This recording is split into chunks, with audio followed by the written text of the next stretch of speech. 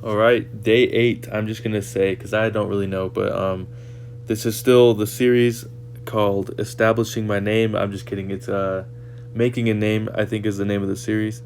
I'm just here trying to do my best to do whatever God inspires me and puts in my heart. So, um, that means in all aspects of my life, what I choose to do physically with my body, what I eat, what I think, and what I say. I'm doing my best to put it all in line with God's will because I really believe God has a big plan for me, and not just for me, but for everyone.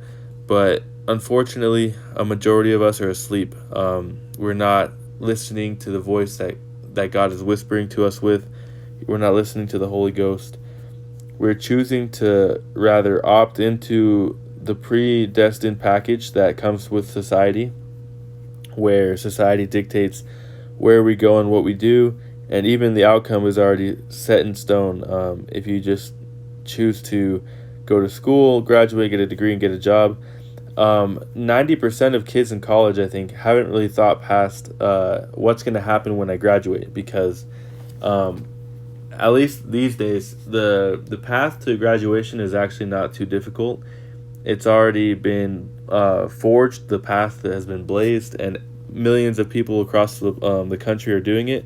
So it's not really a question of if you're going to graduate, but no one is asking the tough question of like, okay, once I graduate, then what will my life be?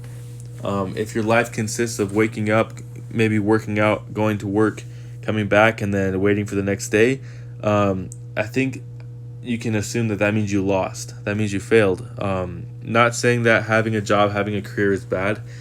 I'm only saying that it's just a means of provision. You're just using your job to hopefully positively impact society, and then in return, you get compensation in terms of money. What you do with that is what defines your life. What you do with the money you earn, with the time that you have outside of work, um, you should be doing something creative. You should be doing something inspiring. You should be doing something transformative. And if you're not, you should be questioning yourself because you have generations of family behind you having done so much to get you to this spot. You can't you can't get up to the stage and just choke. God is with you. God has prepared you, and He's given you everything you need to take the next step forward. So here, back to the workout, I guess. You see that line that I drew? Basically, one problem I'm having with my front squat I've talked about is that I lean forward too much because the weight obviously is on the front of my shoulders. And in order to build the most strength, it makes sense that to maintain an upright position. So the best way is just to lift the elbows up. And so I consciously try to do that for the next several sets, and it's not super noticeable, but like even like a 1 degree difference with the arm positioning, you can feel it when you're squatting. So anyways, I warmed up with the RDLs. That was just to get blood flowing in my lower back, and I went to front squats, and then I went to bench press, and then I think I finished with more RDLs, but like heavier RDLs this time. So today, what the topic is time under tension versus progressive overload. And I'm going to try and define these terms. I don't know the exact definition. I'm not like a certified trainer or anything like that. But there are two concepts that have to do with relative strength and muscle size. So those are two different things. And people tend to conflate them. They think that when your muscles are growing, your muscles are getting stronger, and vice versa. They think that when your muscles are getting stronger, that must mean that your muscles are growing. And so it's a yes and no kind of thing. So progressive overload is the idea where over time you will. First, look at my hands on this one. So I chose this angle because you can see if you go back, my right hand is just slightly shifted over to the right, and so I was feeling pain in my wrist as I was doing the front squats because my wrist was flexing too much on the right side, and it's just because I wasn't lined up correctly. And so if you go back and pause it, you can see there's a larger gap between my right hand and my right shoulder than there is on the left side. And so after that, I was able to move my hand over a little bit more and balance the weight, because the weight is not supposed to be felt in your wrist. It's supposed to be on top of your shoulders. But anyways, back to the topic. I was talking about progressive overload. So that means that over time, progressively, you are adding, you're progressing strength wise by adding weight slowly over time.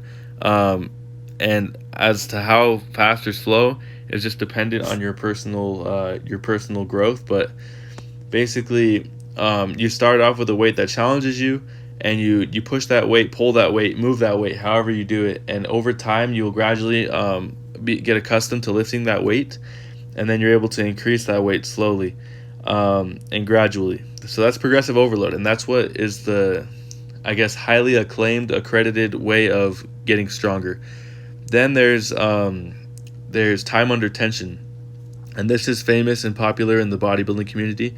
And the idea is that the more time that your muscle is under tension, every rep, every set, every workout, it increases the amount of growth in size, not in strength, but in size.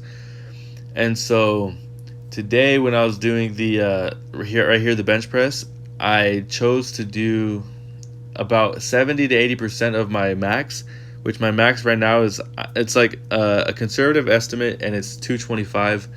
That's two 45-pound plates on each side. So 80% of that is about 150 something. So I started warming up to that, and I got to, I think I did 170, 160, I don't know, something around 165 maybe. I added 220s on each side after this. And basically, I was trying to do sets. I did sets of 4, 5, and 6, I think, something like that. And I was just trying to push myself to get the time under tension. So I'm already doing the progressive overload, which means that you're lifting with higher frequency, and you're slowly increasing the weight over time. Time under tension is more like putting your muscles on high heat, putting them on blast. So normally I don't do anything more than like 4 reps, but today I did a set of 6 reps on bench press, and I can tell you that my chest is feeling juicy today. So it's important to balance the two. You don't want to, like, your focus in the gym, if you're focused on health, should not be getting huge. It should just be getting stronger and getting more functional.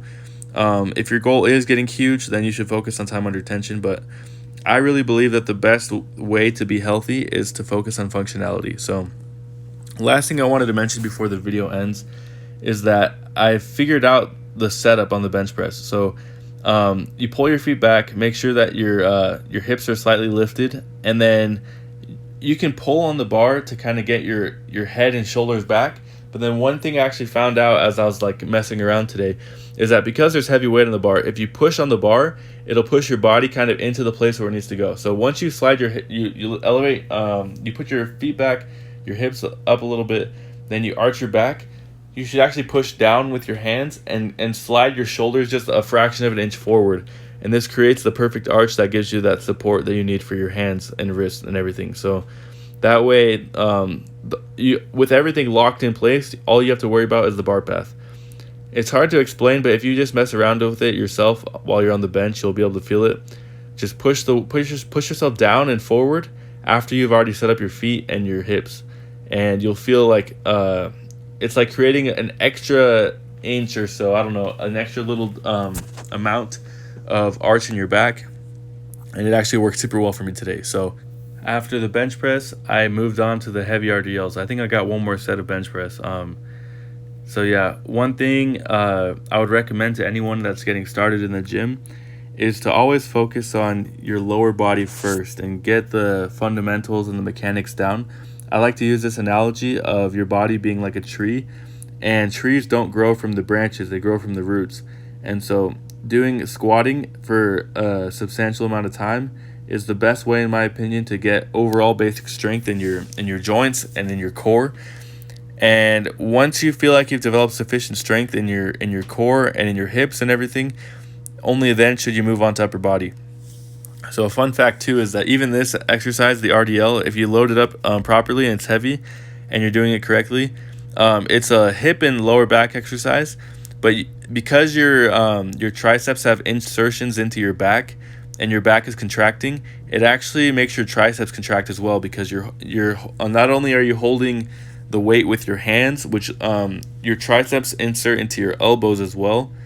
So you have 2 points of stress in which your triceps are having to strain and contract in order to resist the weight. That's another thing too, is that your muscles act as a suspension system. So if you bench press and do it frequently, you'll actually feel your biceps getting stronger as well. I noticed that today. I had somewhat of a bicep pump. But yeah, so focus on the lower body, but once you get strong, then do some simple pressing movements and pulling movements like the RDL, and you should be fine. That's all I have for today. But yeah, thank you guys for watching. Keep watching. Hopefully this makes it somewhere, like hopefully this channel will get big, and hopefully I can help a lot of people. But yeah, that's it for me today.